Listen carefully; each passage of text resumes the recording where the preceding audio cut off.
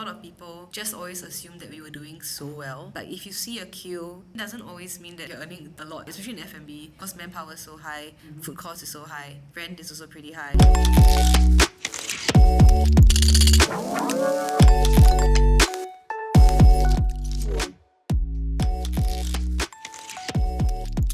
Welcome to the Brick-Mortar-Cloud Podcast, where we share scaling stories of food and beverage and retail entrepreneurs. I'm Jensen, co-founder of Staff Eddie, and this series is brought to you by Staff Eddie and produced by Nila Studios. Today, we have Daphne and Shirlynn together with us on the show. Welcome, Daphne and Shirlynn. Thank you. Hello. Maybe Daphne, you can do a quick introduction of yourself first. My name is Daphne and we run a group of cafés in Singapore, so ATLAS Coffeehouse being one of them. We've been running the business for close to 12 years now. Yeah, so I mean with our latest project at Jalan Besar, Moonchild, so that has been quite a good run so far. Super. My favorite one is actually the latest one, Moonchild, because I like the pop and show why really good stuff. Shirley, can you do a quick introduction of yourself? I'm Shirlynn. I am Daphne's business partner. I am the one who thought of the tantan noodles. Wow. Yeah, because I love food. We love food. No better stage, right? The food fusion, inspired dishes with natural wine. Correct. And stuff like that. As a Singaporean, I want to go to a cafe that has something that's slightly local as well. Right. Yeah, so that's my inspiration, and I think that comes through the menu as well. Super. Yeah. So I see that all your concepts have a variation of something out of space, a planet, or like a journey and something like that. What's the inspiration behind all these names, and do you guys have like a name to call this host of like constellation of brands or something like that? Is there like a I mean, I wish there was like a super nice story, honestly. But I mean, with every opening, you know, it's really, if the opportunity comes, then we'll take it. So I think because the first shop is actually Assembly at Evans Road. So Assembly is nothing, it has got nothing to do with like any constellations or anything like that. But when we opened ATLAS, that's when Shirlynn joined us. ATLAS being the first name. So eventually when we started expanding, then we figured that, you know, like it needed to be related somehow, because I guess, you know, with our style of expansion, every name is unique, and, you know, so what other way to sort of let people know that we are somehow from the same group, but we don't want to actively, you know, promote that we are the same group. So I guess, you know, the other way is to sort of just let people guess like, ATLAS, Luna, Columba, are they like kind of the same? Yeah, so I think that just kind of stuck throughout the years. right? Yeah. It's a lot of fun to actually diving and having coffee and like realizing, hey, actually it's the same. So it's a good play. Yeah. How did you guys meet, and how did the partnership in terms of the business partners form? On the first shop, it was Lionel and I, and my mom. So we were there at the first shop for about 3 years. So then when the master lease ended, then, you know, we decided that, okay, I think, you know, because it's at Evans Road, it's really quite secluded. So we then had to decide whether or not to continue F&B, because at that point in time it's like, you know, okay, if we're done with F&B, then, you know, we'll probably go venture something else. But I think for Lionel and I think we really find ourselves resonating with the whole lifestyle. Right. So then we decided, okay, you know what, let's just continue to do this. So we went on to look for another space. So then when we found ATLAS, and then Shirlynn was a gem. Like she is a gem. So then we offered, you know, Shirlynn if she wanted to join us. And so yeah, I think you can continue. Yeah, for context, I was her part-timer, so she was my boss. Yeah, and I worked for her for 2 months before I went on to a full-time job, but then I would help her on the weekends. Yeah, so I think just being with her and the team for about a year, like working on the weekends, we had a nice bond. Yeah, we clicked in a sense, yeah. And I think I was always a bit like kaypoh. I always want to like chop a bit, like ask a lot of questions. Yeah, and I think because of that, then I guess it was, I gave some, I honestly, I don't know. I honestly, why? I was a gem, I don't know. Yeah. No, I think you were just very genuine, you know, like it wasn't like you were just very genuine with the questions that you ask, like, hey, how about we try this? Like, oh yeah, maybe we should, yeah, good idea. Many times I find myself always giving instructions, so then when someone along the way, comes on and like, hey, how about, when we try some other thing, I think it's... And must execute also. Yeah, correct. That's the Follow thing. through with action. But say I must execute. Sure, Yeah. Like after hours, just doing stuff together and stuff like that. Yeah. And the thing is, she didn't mind. You get what I mean? Like she looked like she genuinely enjoyed the process, and I think that's very hard to find, honestly. Yeah, super good heart for business and passion for the people and coffee culture as a whole, right? But how do you convince your parents that hey, we don't have to do full-time work, we're gonna do cafe, and then newspaper is always 90% of F&B closed down after the first year. How do you convince your family and friends that this was the path? So for me, I juggled like 2 jobs for about 2 years, I think. Yeah, about 2 years. So at 7 o'clock, I will go to the cafe. Wow. And then at about 9 plus, I'll go to work. And then at 7 p.m., I'll come back, and then we'll like do the closing and stuff like that. On weekends, the full day, I'll just be at work. Yeah, so we did that for 2 years. Yeah, 2 years. But to convince my parents, I mean, it was a good opportunity. Yeah, and I think my dad and mom, although they were a bit hesitant at the start, they were still like, okay lah, I mean, it's your hard work, and if anything happens, you just have to work harder. Yeah, so I think that was why it was okay, and just slog it out. So it was 2 years of juggling both jobs, and then after that full time. Yeah. Super. What's the vision for the brand moving forward? Are you guys looking to expand more concepts and more on the coffee side of things, or moving to like the more wine bar kind of space, or more repeated brands? Or because I see that all brands are not repeated, right? Like it's all very independently managed and run in a way where menus are different, the vibes, the atmosphere are different. What's the direction moving forward for you guys? We'll probably concentrate in building like a scalable brand.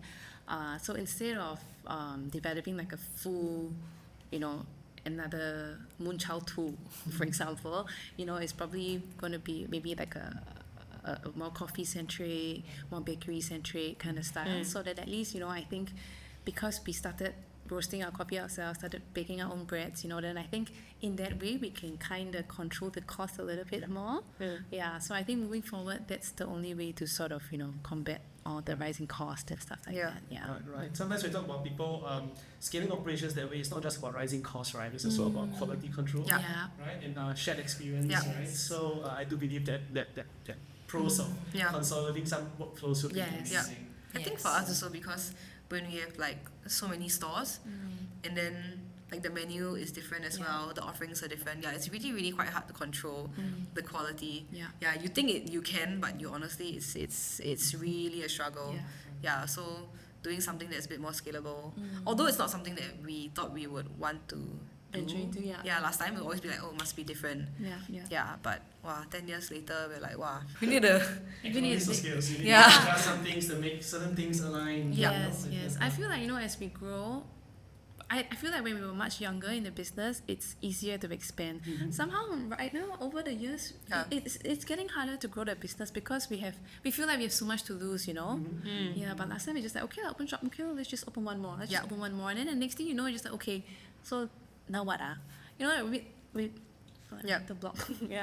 Right. So with your business that is very different from other cafe chains, we had other guests on the show that are operating 8 outlets, 10 outlets of the same brand.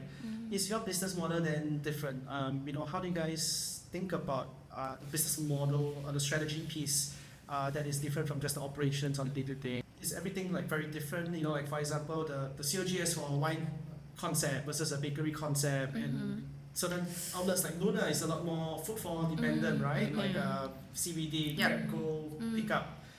Yet some are like sit down and read a book, right? So very, very different. Like how would then your business strategy or your business model change or strive to evolve towards? I think for us, like we try to understand the demographic. That's like a super important thing. Also, that means like either we need to like stake it out, like check out, like see what's around, see what does well, or either that we will launch the first like couple of months expecting to have to change a lot.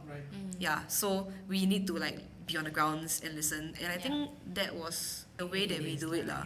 I think because I think the advantage of having different names is also, it worked to our advantage because we will then be able to be flexible with our offerings. Yeah. You know, it's not like a, will McDonald's work here kind of question, you know? It's like, okay, what will work here? I think maybe a bakery, or maybe something that the menu needs to have a little bit more Asian touch, you know? It cannot be like a full American diner kind of style, you know? So I think with that flexibility, it kind of, we have that control, in that sense. So I think business model, I think that's the difference lah. Yeah. Great learning, because as a founder myself, like it's always about iteration. It's always about understanding what the market requires. Yes. Yeah. And being that nimbleness, ability to be nimble, right? Like on the ground, and like adjust and change brand concepts to what the demographic needs or require is a strength and not a weakness, right? Yeah. And that's amazing, right? Because sometimes if you're fixated that I only have one kind of concept. I only have burgers, for example. Yeah. Then I can't do that for different localities, Yes. right? Yes. So that's really cool on you guys on operating that excellence. Moving to like challenges, right? There's definitely in the last 12 years ups and downs and difficulties you guys went through. One of your most biggest challenge you had to overcome, and was there a learning that you can share with some of our listeners? As a business, I think the biggest challenge was to close Luna at Shenton Way. I mean, Luna was our second store, right? And we chose the CBD, and it was because we wanted, you know, like the coffee to be more to be high volume and stuff like that. So like the offering is completely different. But having to close that, it was necessary because that was during COVID. So after COVID, you know, when everything sort of people just didn't go to CBD anymore, then we kind of had to make the decision. And I think we were offered basically a double our rent lah, and double our space. So then it's a no-brainer. We definitely have to move out. So I think when we had to close that, but still keep the same amount of staffing, that was hard. Because then how do you explain to the people, right? Sorry, the one shop closed, so you kind of, got to retrench. You know, like we found that very hard. So we still kept the kind of staffing, and that obviously then affected our P&L at the end of the year. But that was what we were ready for. Yeah. At the same time, how do you also explain that sacrifice that you make, you know, to your staff and expect them to understand? You know, so I think that is really quite a challenge now. And I think a lot of people just always assume that we were doing so well. Like if you see a queue, doesn't always mean that like you're like you're earning a lot. You get me, especially in F&B. Because manpower is so high, food cost is so high, rent is also pretty high. So I think when Luna closed, there was at least like 6 or 7 months where we were in limbo. Because we weren't sure like which unit, like, you know, what should we do? What style? And then that's when we found. Do we open another Luna? Yeah, correct. Or, you know, or do we come up with a new brand? And you know, as we've finding a new space, you never know when the next opportunity is going to come. So, but thankfully, then we found the Jalan Besar. Jalan Besar. So on hindsight, you know, rental agreements will always have an expiry and always have a plus, and sometimes with the expiry, people might increase their rent more commonly than not now. What is this learning that you guys have that because of this experience in Luna, you will do differently? Actually, I think we can't say much because it's not really in our control, right? I mean, if I'm the landlord, sure lah. But the thing is, it's really not. So I guess my advice is really just to make sure you always have the option to renew.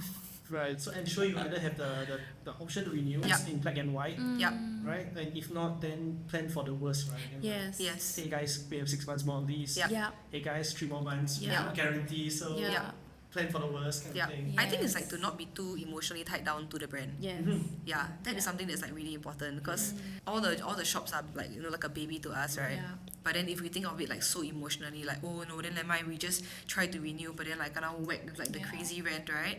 Then that won't make sense. So as founders and owners of the business, I think an important thing is to really like, at times we have to think with our brain, our head, and not so much to with actively remind yourself to not be so attached. And I think like Luna, it was not easy also. You know what I mean? Like I think we were debating for so long. Like, you know, can we nego? Like let's like, I think like definitely did a lot of back and forth with them.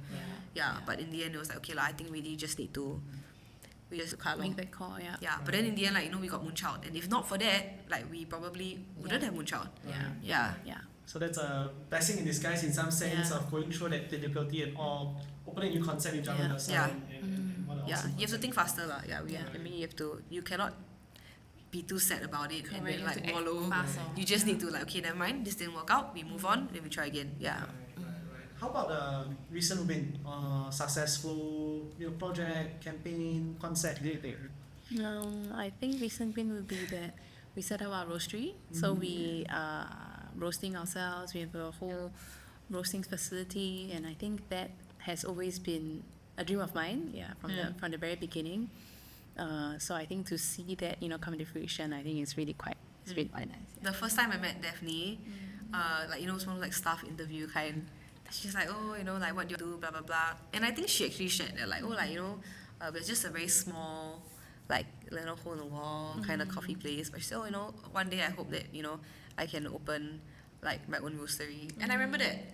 So then when we opened the roastery, I was like, oh my gosh, like it's been over a decade, and finally like your dream come true. But then when the dream come true, it's like, oh, okay, like it's not really like woo. The roastery is more like, okay, I need to go and sign this, need to sign that, need to do the insurance, need to do this. So it's like it's very funny.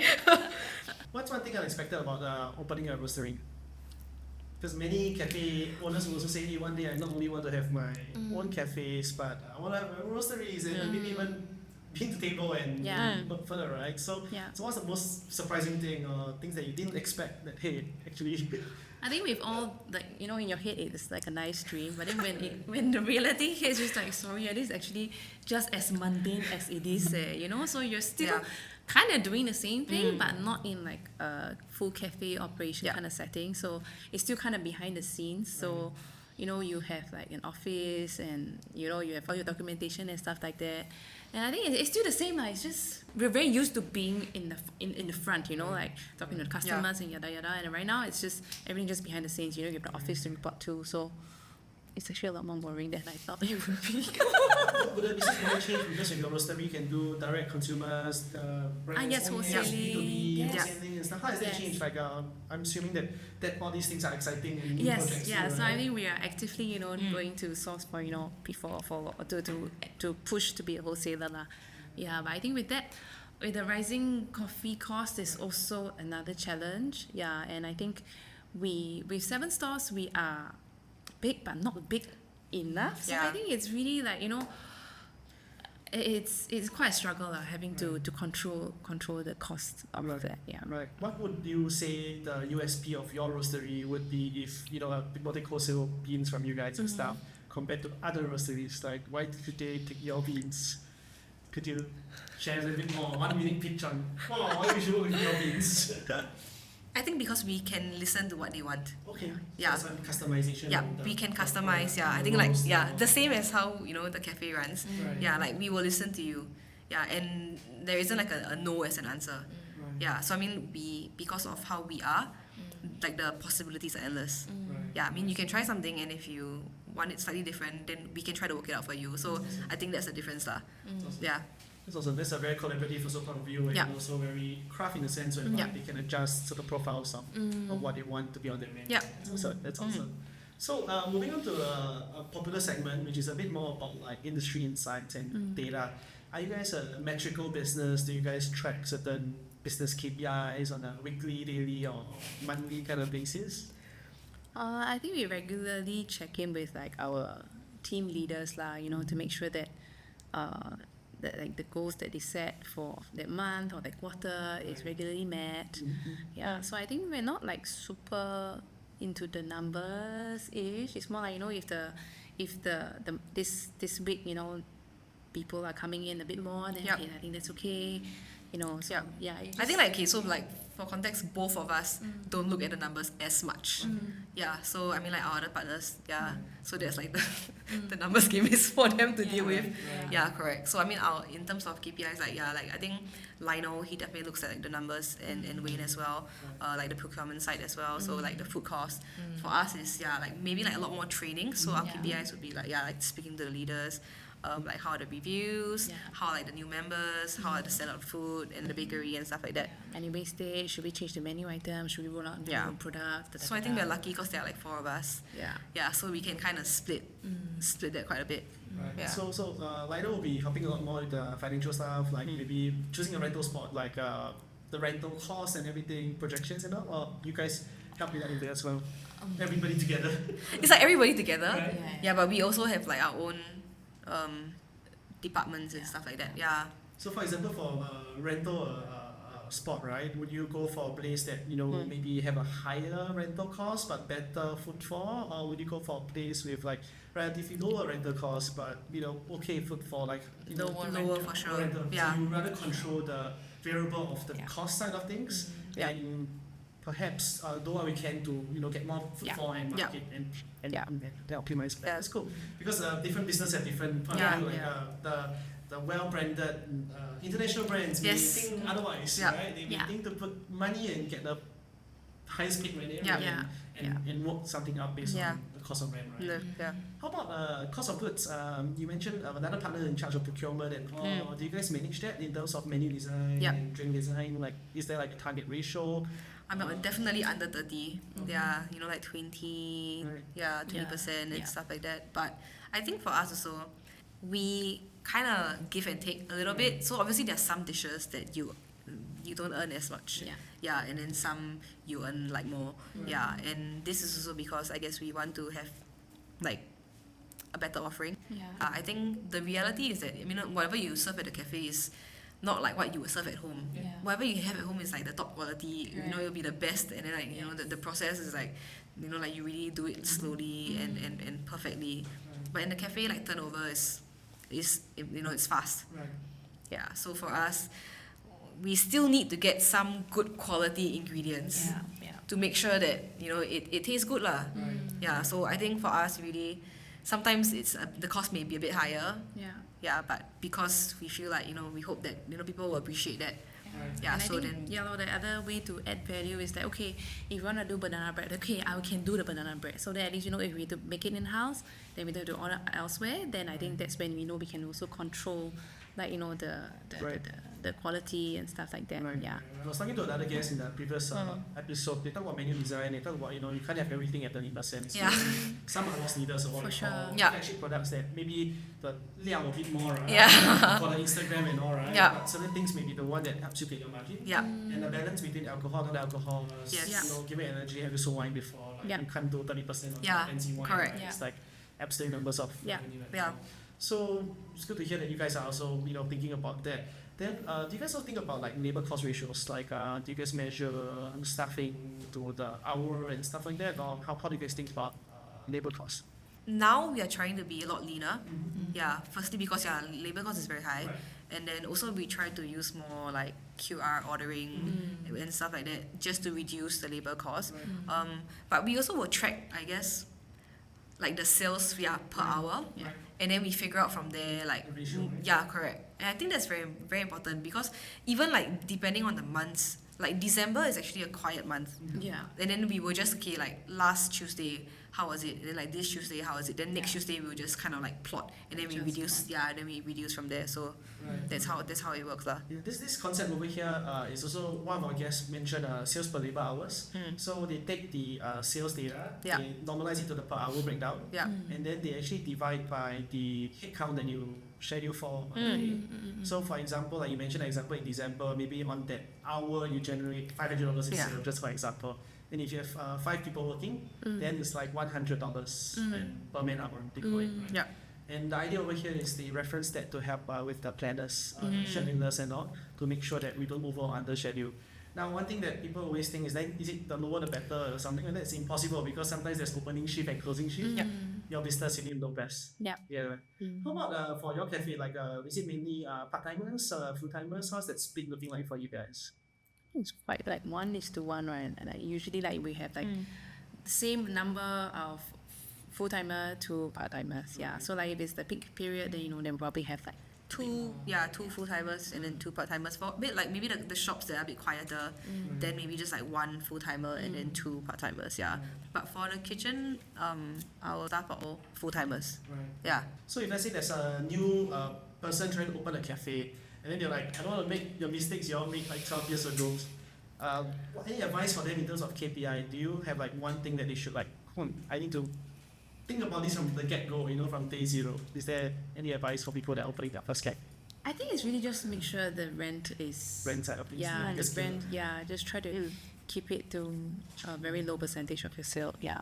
For food side, I would say, you are not cooking for yourself. Cooking for yourself. Yeah, I think that's one thing. Yeah, because, I don't know, if you want to scale, it's very, very hard to put like the best quality of everything. Yeah. Yes. Yeah.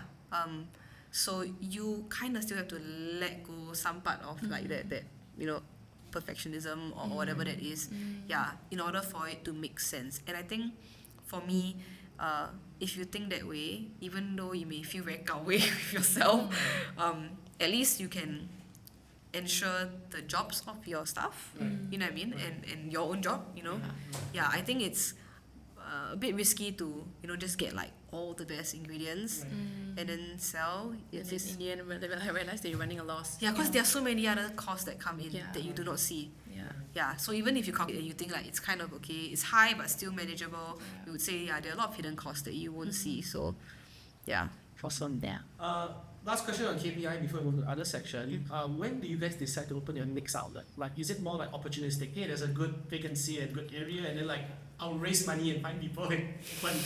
Or is it more like as a business, you want to make sure all your outlets are profitable, for example, or hey, as a business we need to have X amount of capital to invest because rental and everything. How do you guys think about the next outlet? Like, when do you say that one? Let's go. I think it's really like with every opening, the other shops will have to do okay first before we decide. Okay, I think everything is kind of okay now, and I think it's good to. This opportunity is also very hard to let go. So let's just take it and be ready for it. Yeah. So I think we'll be both. Yeah. I think it's when we also have bandwidth. Yeah. Yeah, so for context, we've opened 1 shop every year, except for this year. Yeah. Yeah, so sometimes it's when by the time 1 shop stabilizes, and once it's stable, then backside itchy. That's right. No, and at the same time also, I think because we are aware that like rent may go up. Yeah, so if we find a spot that is like has a better rent and may not be like the most ideal spot, right, wherever it is, but if the rent makes sense, then we will consider.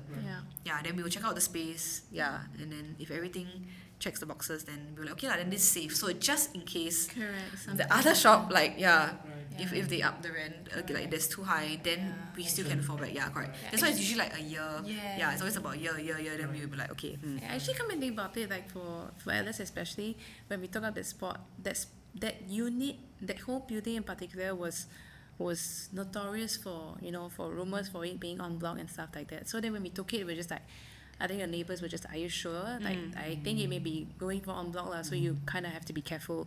But I think it was one of those like, I die want this unit. I really want this unit. And then nobody saw the value of that unit because it was quite the change of hands is really quite frequent for that unit. So when we took it, we kind of braced ourselves for an en bloc. So 5 years later, the en bloc happened.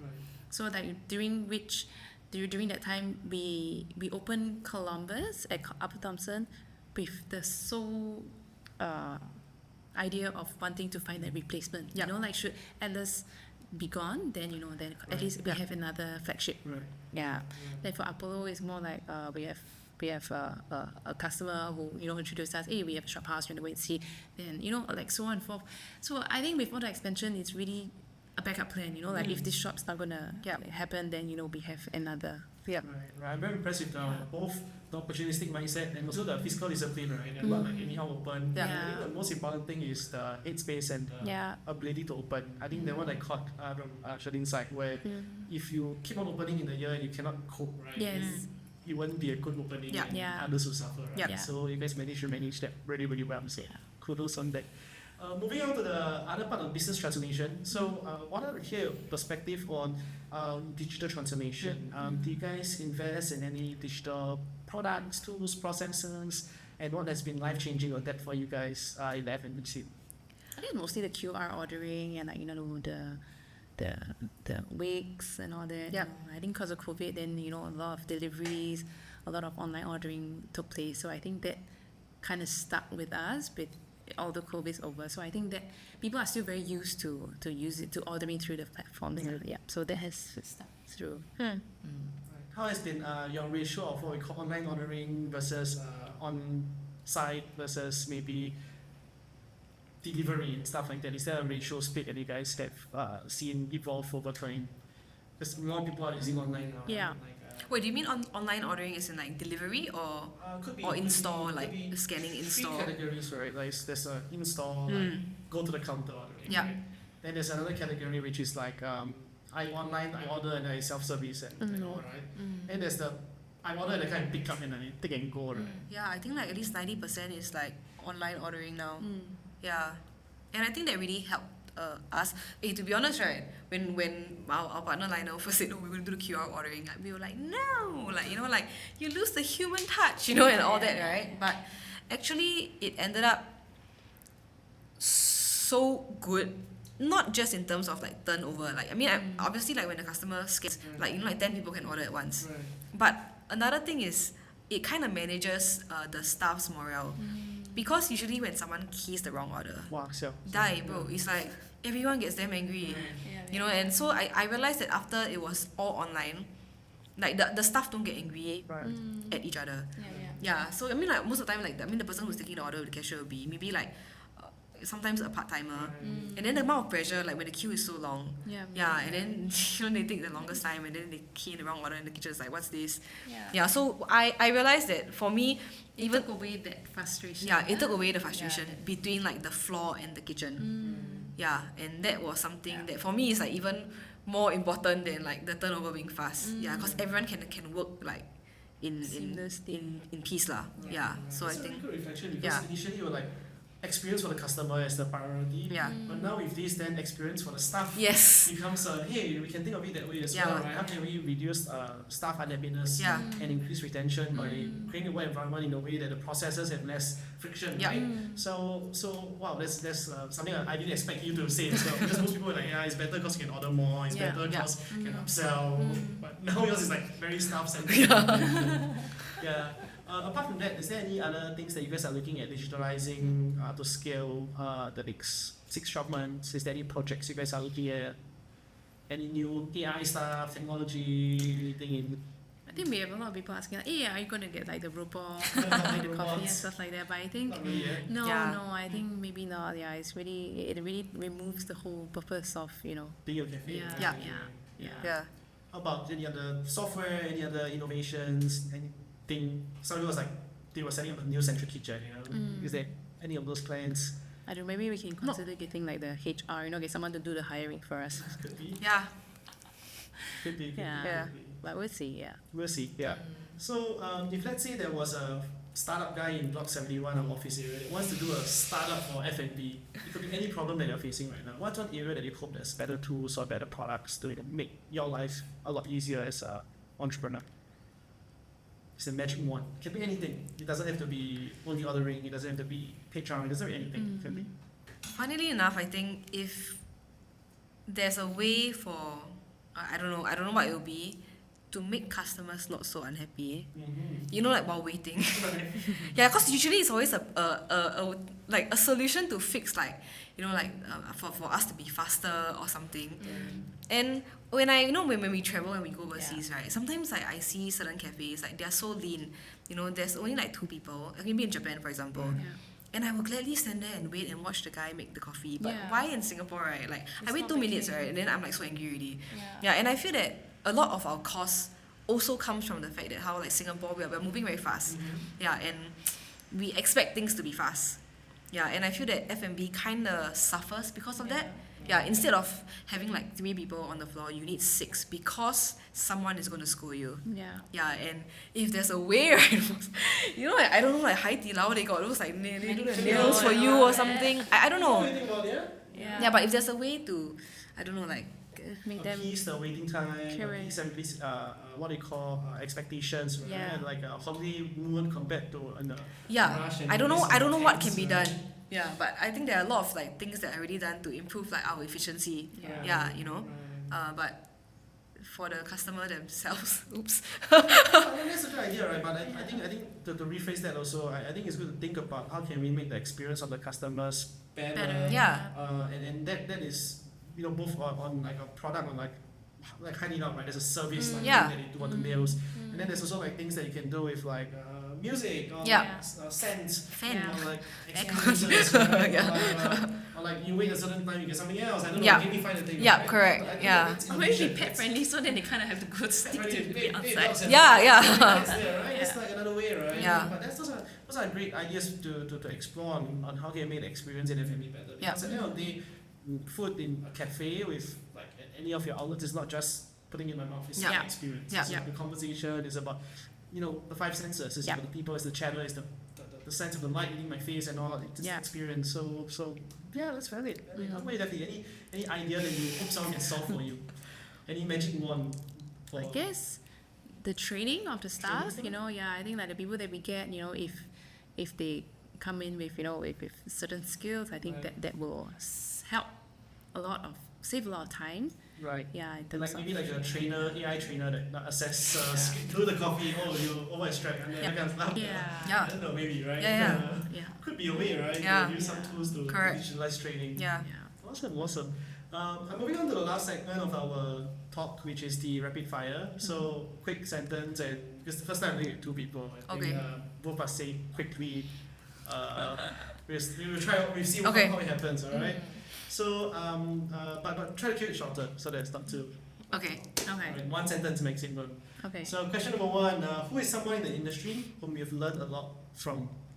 Andrea Scarpa. Any particular story you want to share about that? So Andre runs Da Palo Group. Yeah, I think he's a friend.